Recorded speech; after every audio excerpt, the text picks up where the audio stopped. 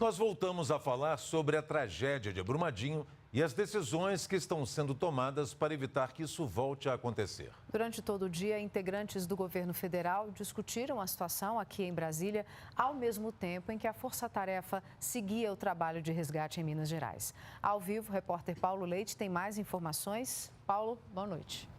Oi, Catiúcia, boa noite para você. Pedro, boa noite para todo mundo. Eu estou com os números mais recentes aqui da tragédia. São 84 mortes até agora, 19 a mais do que ontem, nesse horário que a gente se falou aqui mesmo. E dessas 84 mortes, 42 corpos foram identificados. O número de desaparecidos segue muito alto, são 276 pessoas que ainda não foram encontradas. Eu estou aqui com outros números. Mais policiais militares têm chegado a Brumadinho, são 250 lá e outros 300 chegaram hoje para ajudar no patrulhamento. 2 pessoas foram presas, inclusive acusadas de saque. Amanhã, mais 400 policiais militares chegam a Brumadinho, totalizando aí, portanto, 950 policiais no município a partir de amanhã. Foram instaladas também mais antenas de dados e celulares para ajudar nas buscas e chips de celulares foram distribuídos para parentes de vítimas para ajudar aí na comunicação. Outro ponto importante, polêmico, é o abate de animais. Os bombeiros e a Polícia Rodoviária Federal confirmam que houve sim o abate de animais, mas sempre, segundo as autoridades,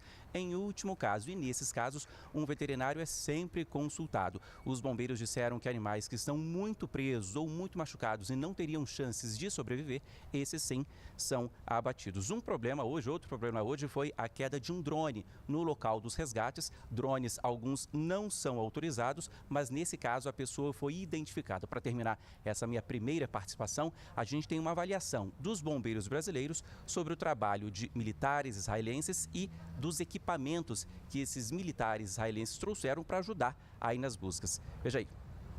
A gente também está utilizando um recurso deles, que são espécies de drones ligados a satélites, e isso auxilia muito no mapeamento, né, dessa área atingida. E como que esse mapeamento ocorre? A partir das coordenadas, né, e também de todo o levantamento que é feito com o apoio desses drones, a gente consegue fazer, né, um georreferenciamento, e aí com a colaboração de pessoas que estão lá em Israel, a gente consegue identificar exatamente para onde que esses pontos que foram atingidos, no momento em que foram impactados para a lama, eles se deslocaram.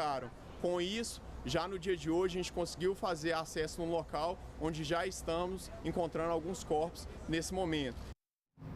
Aqui em Brasília, o ministro-chefe da Casa Civil, Onyx Lorenzoni, disse que o governo não vai intervir na direção da empresa Vale. Essa decisão, na avaliação de Onyx, cabe ao Conselho de Administração da empresa. O governo tem ações, tem a Golden Share, né, a ação de ouro, inclusive, mas o ministro disse que não é o caso. Ainda aqui em Brasília, o general Hamilton Mourão, presidente em exercício da República, comandou hoje a 4ª reunião do Conselho de Governo. E o tema da reunião de hoje foi justamente proteção de barragens. Veja aí na reportagem.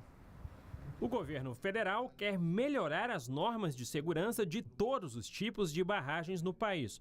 Uma das iniciativas nesse sentido foi a criação, conforme publicado no Diário Oficial de hoje, de um comitê para atualizar essas regras, que será formado por representantes de vários órgãos e instituições federais. O comitê terá 30 dias para elaborar um anteprojeto de revisão da Política Nacional de Segurança de Barragens, em vigor desde 2010. Ela prevê padrões de segurança para reduzir a possibilidade de acidentes. E a expectativa é que agora essas mudanças saiam do papel. Há 3 anos, com o desastre de Mariana, diversas propostas foram apresentadas, mas elas não avançaram no Congresso. Os planos de ação de emergência para as barragens serão uma prioridade na atualização das normas. Também foi publicado hoje no Diário Oficial uma resolução com novas medidas de resposta à tragédia em Brumadinho. Entre elas, a realização de auditorias e revisão dos procedimentos de fiscalização das barragens. Hoje no Brasil temos mais de 20 mil barragens cadastradas.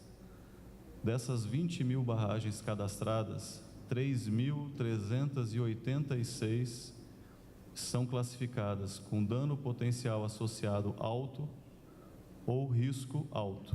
Essas são o foco inicial, não total, mas precisamos priorizar. A resolução também determina o cumprimento, por parte das empresas, das recomendações contidas em relatórios de inspeção e atualização imediata dos dados e planos de segurança de barragens, e a remoção de estruturas de suporte das companhias que se encontram em áreas de risco para resguardar a integridade dos trabalhadores. Recebi ontem à noite informação do governador de Minas Gerais que a empresa Vale já se comprometeu a desativar todas as barragens que se encontram a montante em seus empreendimentos e, caso isso não seja possível, construir barragens de contenção para que não ocorra nenhum tipo de acidente com dano à vida humana.